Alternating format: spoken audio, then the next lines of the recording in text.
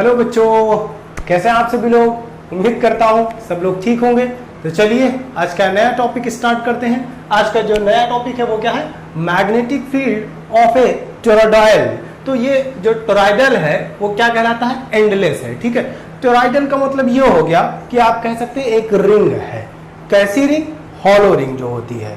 तो magnetic field of a toroidal endless solenoid. तो again we are going to talk about the magnetic field of a solenoid. But यहां पर magnetic field की थोड़ी सी condition अलग हो गई है। जो पिछले वाले लेक्चर में बेटा हम लोगों ने बात की है वो मैग्नेटिक फील्ड किस चीज के लिए थी। वो मैग्नेटिक फील्ड जो था वो किसी भी बस स्ट्रेट मैग्नेटिक फील्ड के लिए बात की थी हम लोगों ने। वहां पर कोई एंडलेस मैग्नेटिक फील्ड नहीं था, उसके दो एंड थे। ठीक, तो वहां पर हम लोगों ने पढ़ा था कि magnetic field at the centre will be maximum. ठीक, याद है? ओके, मैं बताता हूं क्या था। Magnetic field at the centre will be maximum which will be equal to B is equal to mu naught N I. इसके अलावा हम लोगों ने एक और चीज पढ़ा था बेटा कि जो मैग्नेटिक फील्ड होगा सोलेनॉइड के अंदर ही एग्जिस्ट करेगा। मैग्नेटिक फील्ड जो होगा वो कहां पर एग्जिस्ट करेगा, सोलेनॉइड के अंदर ही होगा। As well as uniform magnetic field होगा। जैसे जैसे हम एंड की तरफ यानी सोलेनॉइड के एंड की पोजीशन की तरफ बढ़ेंगे मैग्नेटिक फील्ड क्या होता जाएगा, डिक्रीज होता जाएगा। तो magnetic field at the end of the solenoid हम लोगों को मिल गया था B vector is equal to 1/2 mu naught N I. So this was the magnetic field at the end of the solenoid and this was the magnetic field at the center of the solenoid. This was the magnetic field which was the maximum।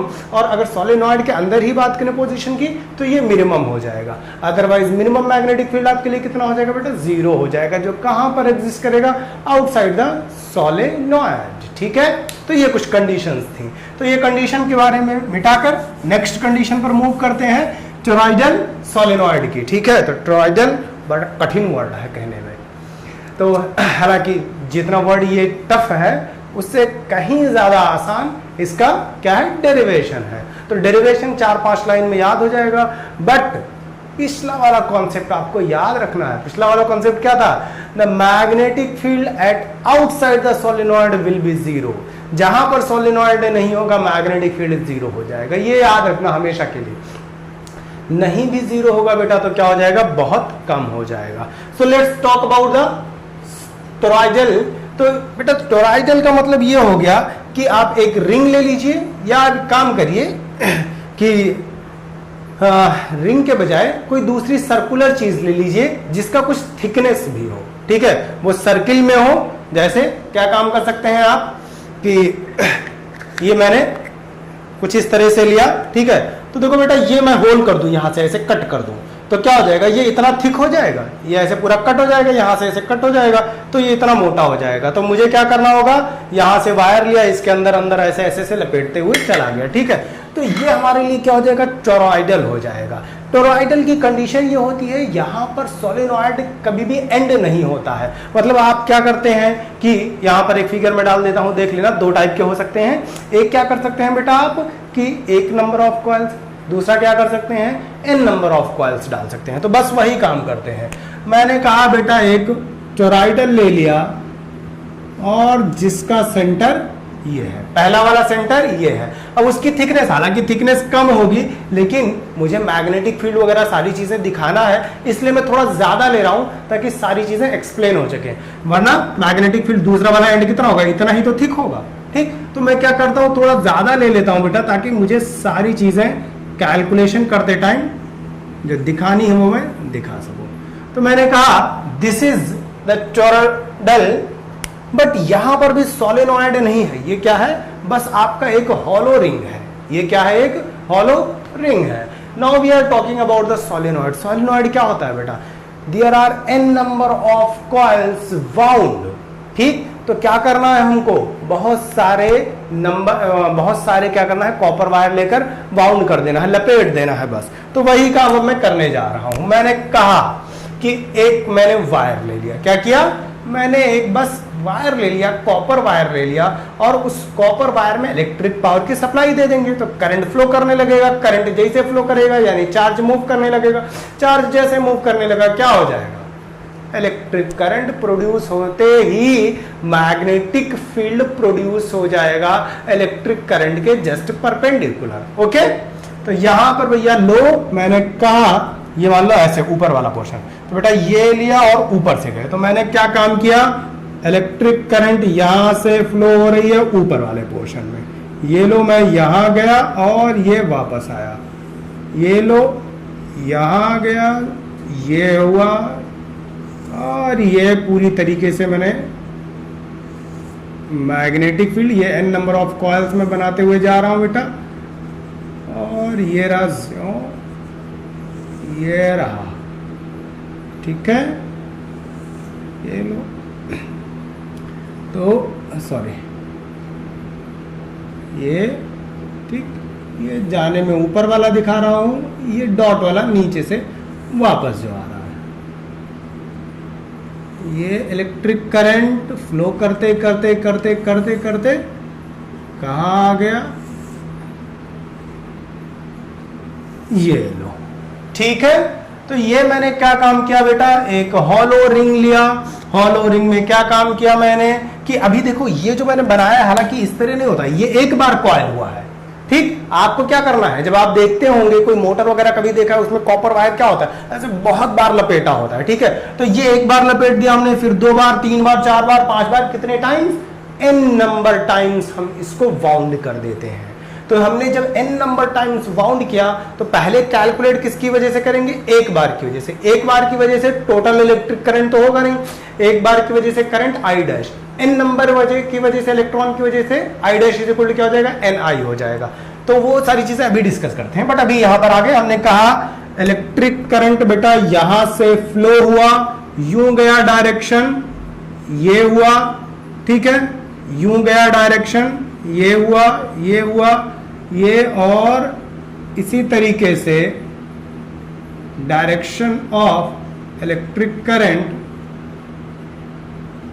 ये हो गया, और ये रहा बेटा, और ये आएगा, यानी कि ये हो गया। So this is the direction of the electric current. अब थोड़ी सी चीज क्या याद रखनी है कि मैग्नेटिक फील्ड कैसे प्रोड्यूस होगा, मैग्नेटिक फील्ड कैसे प्रोड्यूस होगा, तो हम जानते हैं बेटा इलेक्ट्रिक करंट के क्या, राइट हैंड थंब रूल, ये लो, इलेक्ट्रिक करंट ऐसे फ्लो हो रहा है, डायरेक्शन कुछ याद है कि नहीं याद है, एक स्ट्रेट वायर लिया, छोटा सा किस्सा बताया था मैंने, स्ट्रेट वायर लिया, इलेक्ट्रिक करंट का डायरेक्शन दाएं तरफ चले जाओ बेटा, ये मैग्नेटिक फील्ड इसके जस्ट परपेंडिकुलर, दाएं तरफ चले जाओ, जो डायरेक्शन ऑफ इलेक्ट्रिक करंट वही डायरेक्शन ऑफ मैग्नेटिक फील्ड, ये हो गया, बाएं तरफ आओगे यानी लेफ्ट साइड आओगे तो क्या हो जाएगा, opposite of the electric current, ठीक है। तो ये क्या हो गया, इलेक्ट्रिक करंट, देखो यहां से देखो इलेक्ट्रिक करंट क्लॉकवाइज, ये था कॉन्सेप्ट। वही कॉन्सेप्ट कहां अप्लाई करते हैं, यहां पर आ जाते हैं। देखो इलेक्ट्रिक करंट, देखो बेटा इलेक्ट्रिक करंट हुआ, यूं गया और यूं आया, तो देखो इलेक्ट्रिक करंट यूं गया और यूं आया, तो इलेक्ट्रिक करंट का डायरेक्शन कुछ इस तरीके से हो गया, तो दाहिने तरफ चले जाएं, यानी कि direction of the magnetic field कैसे हो जाएगा, इलेक्ट्रिक करंट का डायरेक्शन क्लॉकवाइज, इलेक्ट्रिक करंट का डायरेक्शन क्या हो गया, क्लॉकवाइज, तो मैग्नेटिक फील्ड का डायरेक्शन यहां पर क्या हो जाएगा, क्लॉकवाइज हो जाएगा। तो ये हो गया पहली कंडीशन। अब दूसरा वाला डायग्राम मैं बना रहा हूं जिसमें हम लोग मैग्नेटिक फील्ड डिनोट कर देंगे, इलेक्ट्रिक करंट डिनोट कर देंगे, और थोड़ी सी चीज और अगर याद हो बेटा, तो मैंने क्या बताया था, मैंने कहा था पिछले बार वाले केस में कि हम लोग क्या काम करें, एक कॉइल ले, एक सोलेनॉइड, ठीक, तो मैग्नेटिक फील्ड यहां से, मैग्नेटिक फील्ड यहां से, तो इसका मतलब ये हो गया कि 2 इलेक्ट्रिक करंट होंगे, एक इलेक्ट्रिक करंट अप होगा, एक इलेक्ट्रिक करंट डाउन होगा। भाई यहां पर देखो एक इलेक्ट्रिक करंट जा रहा है, एक इलेक्ट्रिक करंट आ रहा है, तो एक इलेक्ट्रिक करंट अप, दूसरा इलेक्ट्रिक करंट डाउन, ठीक है। तो ये हो गया।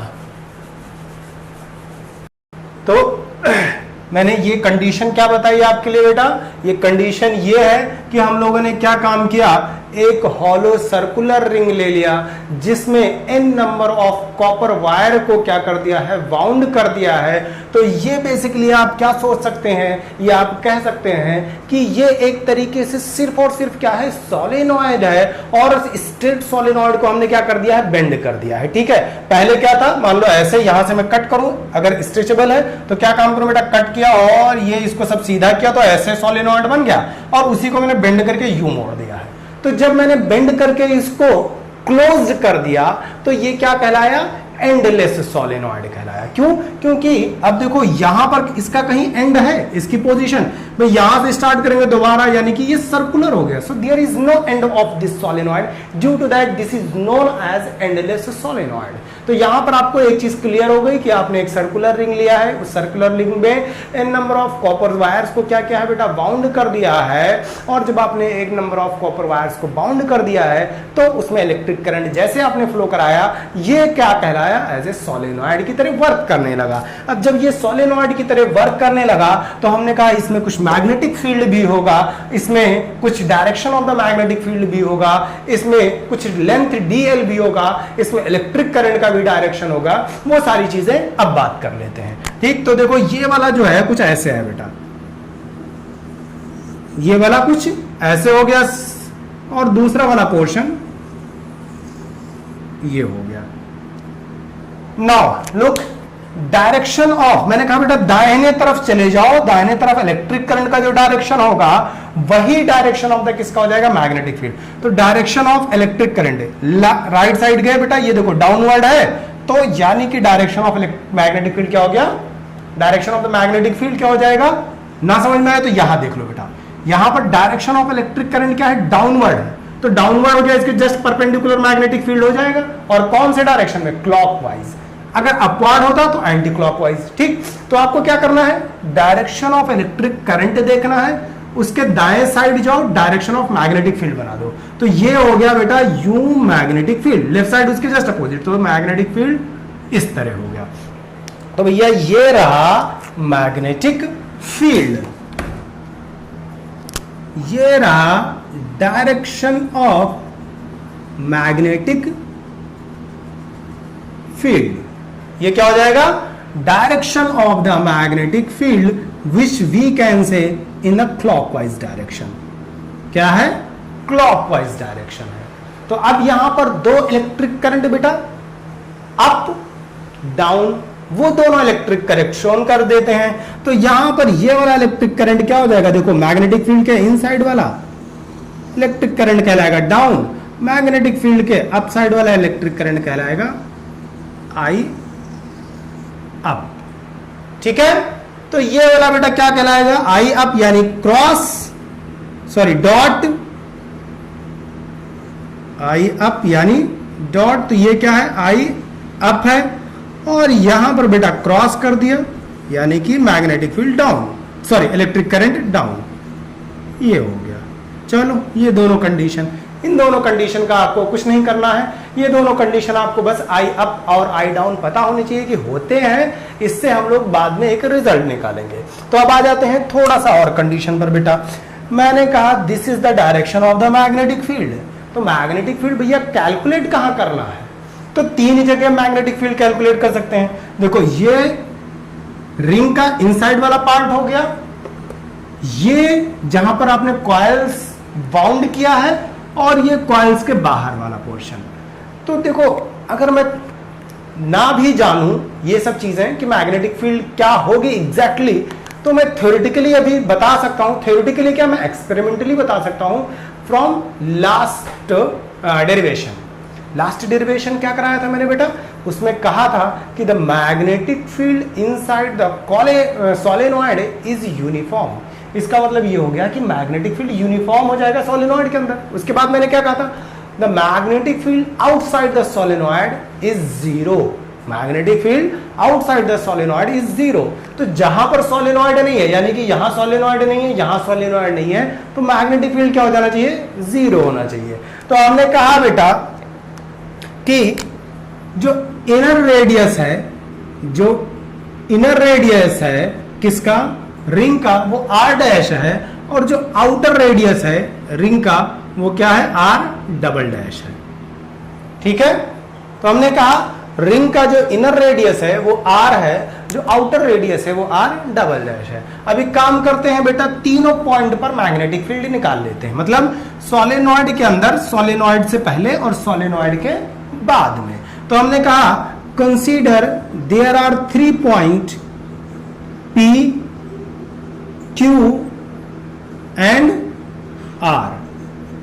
कंसीडर देयर आर 3 पॉइंट्स, क्या करना है, consider there are 3 points, consider P, Q, R at which we have to find out the magnetic field, at which we have to find out the magnetic field, the magnetic field। तो यहां पर देखा जाए बेटा तो क्या R point solenoid के अंदर है, नहीं। P पॉइंट जो है क्या सोलेनॉइड के अंदर है, नहीं। सोलेनॉइड के अंदर ये वाला पोर्शन है ना, यानी कि ये वाला पोर्शन, ये वाला पोर्शन, तो सोलेनॉइड के अंदर क्या है, Q है। तो क्या कह सकता हूं मैं, Q lie between the solenoid, Q lie between the solenoid. तो एक तो कंडीशन बेटा हम लोगों को मिल गई कि जो Q पॉइंट है वो सोलेनॉइड के बीच में लाई कर रहा है, whenever P and Q, P and R does not lie in the solenoid. तो पहली चीज, ये डिस्टेंस बेटा कितना माना था, R डैश, ये R जो है R डबल डैश है, और इसी तरीके से मान लेते हैं Q जो है वो कहां पर है, R डिस्टेंस पर है। ठीक है, तो हमने कहा the distance of Q is R from the centre of the ring या हॉलो रिंग। अब यहां पर 3 कंडीशन हो गई बेटा, तो हम लोग क्या करते हैं कि Q के लिए मैग्नेटिक फील्ड निकाल देते हैं, क्योंकि P वाले के लिए मैग्नेटिक फील्ड तो बहुत आसानी से निकल जाएगा। ठीक है, तो अब हमने कहा देखो यहां पर अब आ जाते हैं कुछ और चीज। तो बेटा मैग्नेटिक फील्ड यू, ठीक, तो यहां पर आ गए इस पॉइंट पर, तो इस पॉइंट पर dl कुछ इस तरीके से हो जाएगा, क्या हो जाएगा, हमने कहा at point Q the distance और the vector element is dl। ठीक, कोई कंफ्यूजन नहीं, जैसे हर पॉइंट में मानते थे भैया ये dl है स्ट्रेट वाले में, ऐसे यहां पर भी माना। हमने कहा ये पॉइंट हो गया, कहीं पर भी मान सकते हो आप, कहीं पर भी मान सकते हो, कोई प्रॉब्लम नहीं है, यहां मान लो, यहां मान लो, जहां तुम्हारी मर्जी करे। ठीक, तो हमने कहा ये Q point per unit vector जो है वो dl वेक्टर है। ठीक, अब एक चीज और, मैग्नेटिक फील्ड, तो मैग्नेटिक फील्ड क्या हो जाएगा, देखो इस पॉइंट के जस्ट डायरेक्शन में, यानी इलेक्ट्रिक करंट ऐसे गया, देखो इलेक्ट्रिक करंट यहां पर बेटा ऐसे आया, तो मैग्नेटिक फील्ड, इलेक्ट्रिक करंट ऐसे आया तो मैग्नेटिक फील्ड ऐसे, यानी कि ये हो जाएगा। तो यहां पर देखा जाए तो ये इसके लिए यहां पर हो जाएगा बेटा, इसके लिए यहां पर हो जाएगा, इसके लिए यहां पर, और इसके लिए यहां पर, इसी तरीके से हर पॉइंट पर जस्ट परपेंडिकुलर। तो बेटा ये वाला इलेक्ट्रिक करंट ऐसे है, ऐसे, और direction of the magnetic field you. तो direction of magnetic field as well as direction of dl are same. तो मैंने एक पॉइंट और लिख दिया बेटा, क्या लिखा कि direction of dl vector and b vector are same, कहां पर, एट पॉइंट Q। अब एक और छोटा सा कंफ्यूजन में आ जाते हैं, एम्पियर्स लॉ तो हम लोग जानते ही हैं। एम्पियर्स लॉ क्या होता है बेटा, एम्पियर्स लॉ होता है b vector dot dl vector is equal to mu naught I। But ये मैग्नेटिक फील्ड तो टोटल इलेक्ट्रिक करंट की वजह से है। यहां पर नंबर ऑफ कॉइल्स कितना है बेटा, n नंबर ऑफ कॉइल्स हैं, और इस पॉइंट की बात कर रहे हैं तो कितने कॉइल की बात कर रहे हैं, एक कॉइल की बात कर रहे हैं। ठीक है, तो इसलिए इलेक्ट्रिक करंट को I के बजाय क्या डिनोट करेंगे, I डैश डिनोट करेंगे। बहुत सही। तो हमने कहा कि from amperes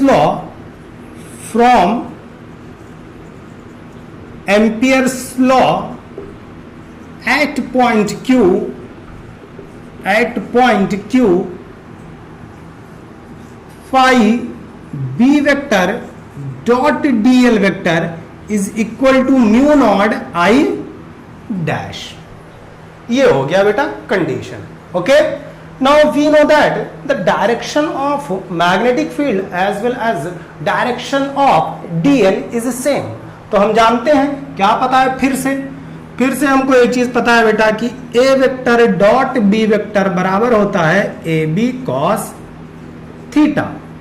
If A and B are parallel means the angle between A and B is 0 degree. So here B vector and dl unit vector are in the same direction, due to that their angle between them is 0 degree. तो क्या हो गया, यहां से B dl cos 0 degree हो जाएगा। ठीक, cos 0 क्या होती है बेटा, 1 होता है। ठीक है, ये B vector dot dl vector बराबर हो जाएगा। ओके, तो मैंने कहा कि ये हो जाएगा B dl cos 0 is equal to mu naught I dash. अब टोटल मैग्नेटिक फील्ड की बात कर रहे हैं तो I डैश की भी बात कर लेते हैं बेटा। अब कुछ चीज यहां पर मैं फिर से पिछला वाला केस याद दिला रहा हूं। पिछले वाले केस में हम लोगों ने कहा था कि जो इलेक्ट्रिक करंट होता है, I dash is equal to number of coils as well as diameter of the solenoid as well as total electric current.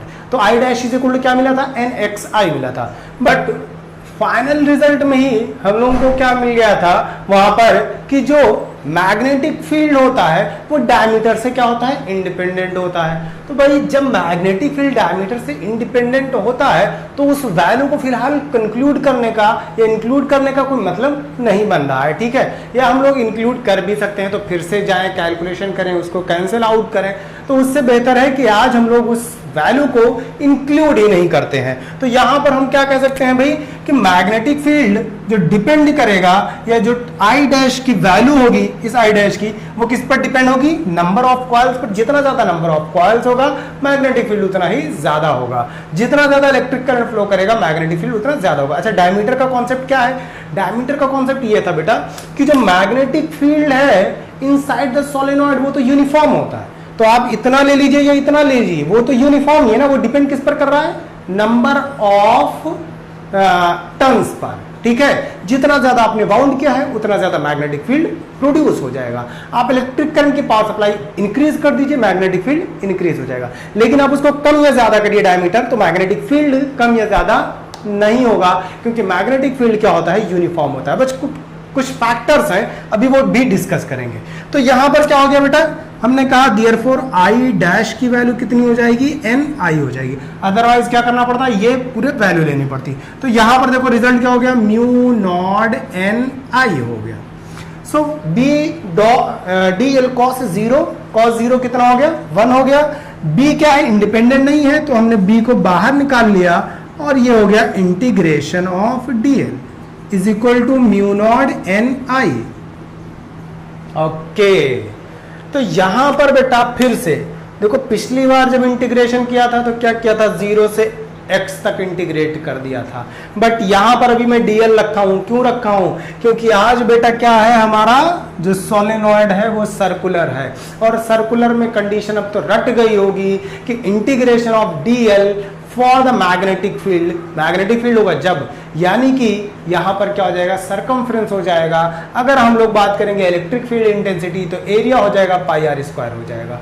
तो यहां पर क्या होता है, dl क्यों, बाउंड्री, यानी कि सिर्फ और सिर्फ इसके अंदर तो नहीं मैग्नेटिक फील्ड क्रिएट होता है ना। मैग्नेटिक फील्ड कहां पर होता है कि जितना ज्यादा आपने बाउंड किया है तो क्या हो गया, बाउंड्रीज पर, यानी कि जो नंबर ऑफ लाइंस होंगी जो इलेक्ट्रिक करंट फ्लो करेगा किसमें, नंबर ऑफ कॉइल्स में, या कह सकते हैं कॉपर वायर में, उसी की वजह से। तो ये क्या है बेटा, सर्कुलर है। तो integration of dl, circumference of the circle is 2 pi r। क्यों, क्योंकि हमने यहां तक रेडियस कितना माना है, r माना है। अगर यहीं तक हो जाते तो r डैश, यहां तक हो जाते तो 2 पाई r डबल डैश। ठीक है, तो बस हो गया रिजल्ट हम लोगों को।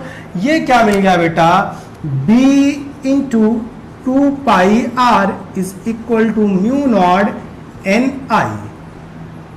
Therefore, the value of the magnetic field B is equal to mu naught Ni divided by 2 pi r। ये मिल गया बेटा रिजल्ट। ठीक है, तो B is equal to the net magnetic field at point Q is B is equal to mu naught Ni upon 2 pi r। अब एक चीज है, मैंने क्या कहा था, एक कॉन्सेप्ट मैंने कहा था बेटा कि मैग्नेटिक फील्ड जो होगा वो इसके डायमीटर पर डिपेंडेंट नहीं होगा, बट यहां पर देखो क्या मिल रहा है, magnetic field is inversely proportional to r मिल रहा है। Magnetic field inversely proportional to r, यानी कि हम लोग जितना एंड की तरफ जाएंगे, सेंटर छोड़कर, देखो वहां पर क्या था कि यू था और इधर से इधर गए, ऐसे था, तो यहां पर मैक्सिमम मिला, यहां से यहां एंड पर आए तो कम हो गया, यहां से यहां एंड पर गए तो मैग्नेटिक फील्ड कम हो जाएगा। अब देखो क्या होगा, मैग्नेटिक फील्ड इसके लिए सेंटर ये हो गया, तो ऐसे समझ लो ये आज, तो ये क्या हो गया, मैग्नेटिक फील्ड यहां मैक्सिमम, इधर से इधर गए तो मिनिमम, इधर से इधर आए तो मिनिमम। तो मैग्नेटिक फील्ड जहां पर क्या हो रहा है कि इनवर्सली प्रोपोर्शनल टू आर है, यानी कि मैग्नेटिक फील्ड इधर जितने आते गए, जितना रेडियस कम करते गए हम लोग, मैग्नेटिक फील्ड उतना स्ट्रांग होता जाएगा। जितना रेडियस बढ़ाते गए, बाहर की तरफ चलते चले गए, मैग्नेटिक फील्ड क्या हो जाएगा, उतना ही वीक हो जाएगा। तो ये केस हो गया हमारे लिए बेटा, magnetic field B is equal to mu naught Ni upon 2 pi r, but this result does not conclude that the magnetic field is uniform inside the solenoid। क्यों यूनिफॉर्म नहीं है, क्योंकि भाई यहां से यहां आ गए या यहां से इधर चले गए, इधर उधर मूव कर रहे हैं, P की तरफ आ रहे हैं तो क्या हो रहा है, मैग्नेटिक फील्ड इंक्रीज हो रहा है, आर की तरफ जा रहे हैं तो मैग्नेटिक फील्ड क्या हो रहा है, डिक्रीज हो रहा है। तो यहां पर हमने कहा B is inversely proportional to R, magnetic field is not uniform for this condition. लेकिन ये कंडीशन कौन सी है बेटा, कंडीशन ये है कि यहां पर ये तब कंडीशन अप्लाई होगी जब यहां पर आप कहेंगे जो वायर्स हैं, जो कॉपर वायर हैं, वो टाइटली बाउंड नहीं है। जो टाइटली बाउंड नहीं होंगे तब ये कंडीशन अप्लाई होगी। ठीक है, तो यहां पर पहला फॉर्मूला मिला, when the copper wire is not tightly bound. तो बेटा पहले इतना लिख लो जल्दी से, मैं मिटा रहा हूं, और उसके बाद हम लोग बात करेंगे कुछ कंडीशंस की कि मैग्नेटिक फील्ड यही रहेगा या चेंज हो जाएगा, मैग्नेटिक फील्ड P पॉइंट पर कितना निकल के आएगा, मैग्नेटिक फील्ड R पॉइंट पर कितना निकल के आएगा। तो P और R पे तो 1 मिनट में निकल जाएगा, बाकी Q पॉइंट पर जो मैग्नेटिक फील्ड है इसकी वैल्यू क्या चेंज हो सकती है या नहीं हो सकती है। ठीक है, ओके, तो होप सो लिख लिया होगा। ठीक है, तो देखो बेटा रिजल्ट हम लोगों को क्या मिल गया था, रिजल्ट ये मिल गया था कि magnetic field B is equal to mu naught Ni upon 2 pi r, and this result shows that magnetic field is inversely proportional to r, which clearly indicates that the magnetic field inside the solenoid is not uniform। But अभी एक condition apply करते हैं हम। अब मैंने कहा if the solenoid is tightly wound, if solenoid is tightly wound, क्या हो जाए, if solenoid is tightly wound, so the radius of the solenoid, so the radius of solenoid, or we can say the radius of the loop will be negligible as compared to radius of the Amperian loop. ठीक है, यानी कि magnetic field वाला जो radius है, तो अगर आपने बहुत ज्यादा सोलिनॉइड को टाइटली बाउंड कर दिया है, उसके बीच में गैप नहीं रखा है, तो क्या हो जाएगा, radius of loop will be negligible. तो बेटा जब रेडियस ऑफ लूप नेग्लिजिबल हो जाएगा तो यहां पर एक कंडीशन अप्लाई हो जाएगी। तो कंडीशन क्या अप्लाई हो जाएगी, then number of turns of the coil will be equal to the number of turns of the coil per unit length। तो यहां पर क्या हो जाएगा बेटा, n is equal to n upon 2 pi r हो जाएगा। कब होगा? If solenoid is tightly bound. अगर सोलेनॉइड टाइटली बाउंड नहीं होगा तो रिजल्ट ये अप्लाई होगा, यानी कि इनवर्सली प्रोपोर्शनल टू r होगा। अगर सोलेनॉइड क्या हो गया? टाइटली बाउंड हो गया, तो रिजल्ट ये अप्लाई हो जाएगा। तो यहां से बेटा हम लिख सकते हैं n इज इक्वल टू कितना हो जाएगा? Small n into 2 pi r, और therefore the magnetic field B is equal to कितना हो जाएगा? म्यू नॉट n की जगह कितना हो जाएगा? n 2 pi r into I divided by 2 pi r। 2 pi r से 2 पाई r कैंसिल हो गया, और B इज इक्वल टू कितना मिल गया? Mu naught n I. This is the net magnetic field of the solenoid, जो previous case में पढ़ा था, यही था ना? ठीक है, तो अब बात करते हैं बेटा एट पॉइंट P पर कितना हो जाएगा। पहला कंडीशन, एट पॉइंट P पर मैग्नेटिक फील्ड कितना हो जाएगा? एट पॉइंट P, इसका मतलब ये हो गया R बड़ा हो गया, R डैश छोटा हो गया, तो R greater than R dash. ये पहली कंडीशन, ठीक। तो यहां पर क्या होगा? यानी कि ये तो यहां पर बहुत बिजी है। बिजी से एक शेर याद आया, मसरूफ। ठीक, कभी मसरूफ, कभी मजबूर, कभी इतने बहाने, कभी मसरूफ, कभी मजबूर, कभी इतने बहाने, तुम साफ लफ्जों में खुदा हाफिज क्यों नहीं कहते। तो चलो यहां पर आ गया कि भैया ऐसा है, ये वाला जो मैग्नेटिक फील्ड है इसको खुदा हाफिज यानी कि टाटा बाय बाय कह देगा P पॉइंट पर या नहीं कहेगा, R पॉइंट पर कहेगा या नहीं कहेगा। तो बस एक लाइन में बेटा निकल के आ जाएगा। हमने कहा the magnetic field phi B vector dot dl vector is equal to कितना हो जाएगा? म्यू नॉट I डैश हो जाएगा। आ जाओ बेटा P पॉइंट पर, I डैश की वैल्यू टोटल कितनी हो गई? यहां पर क्या कोई अप या डाउन था? देखो यहां पर कोई अप या डाउन था, यहां देख लो बेटा, अप यहां है, डाउन यहां है, यानी P पॉइंट पर आ गए तो ये जो डाउन वाला है ये इफेक्ट करने लगा। तो I डैश की वैल्यू कितनी हो जाएगी? I down minus I up, I down और I अप। देखो बेटा यहां से जितना डिस्टेंस इसका, यानी जितनी इंटेंसिटी इसकी है उतनी इंटेंसिटी इसकी नहीं, इसकी भी है। तो I डाउन और I अप की इंटेंसिटी क्या है? सेम है। Due to that I dash कितना हो जाएगा? I down minus I up. तो I डैश की वैल्यू कितनी हो गई? I dash at point P 0। क्या मिल गया? I dash is equal to 0। But बेटा मैं पूरा कैलकुलेशन कर रहा हूं कि इनकेस कभी न्यूमेरिकल में कह दे कि 0 नहीं है, बहुत स्मॉल वैल्यू है, तब आप क्या लिखेंगे? ठीक है, तो मैंने कहा phi B vector dot dl, B dl cos 0 हो जाएगा, B बाहर आ जाएगा, तो B integration of dl is equal to mu naught into 0। dl बेटा ये हो जाएगा, तो ये हो जाएगा B into 2 pi r dash बराबर 0, hence the magnetic field B is equal to 0। अगर 0 नहीं होता, बहुत स्मॉल वैल्यू होती, तो ये ले जाते something upon 2 pi r dash, मान लो 0.1 r हो जाता। अब बेटा दूसरे पॉइंट पर आ जाते हैं, at point R। At point capital R means R double dash is greater than R। So the magnetic field phi B vector dot dl, ये सेम लिख देता हूं, B dl cos 0 is equal to mu naught I dash. यहां भी वही हाल होगा बेटा। यहां पर क्या था? I डैश, यहां पर देखो I डैश कितना था? I down minus I up था। R पॉइंट पर क्या हो जाएगा? I up minus I down हो जाएगा। So the value of I up minus I down again कितना हो गया? Intensity of the current of up direction as well as down direction is same, due to that the magnetic electric current will be 0, hence I dash is equal to फिर से कितना हो जाएगा बेटा?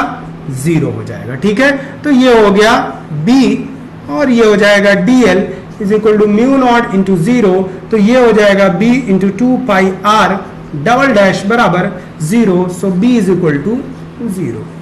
So here we can also say that for a toroidal condition, for a endless solenoid, the magnetic field inside of the solenoid will be maximum, whereas the magnetic field outside the solenoid will be 0 or approximately 0 or it will be negligible. So आज के लिए बस इतना ही, मिलते हैं बेटा next lecture में। Thank you so much.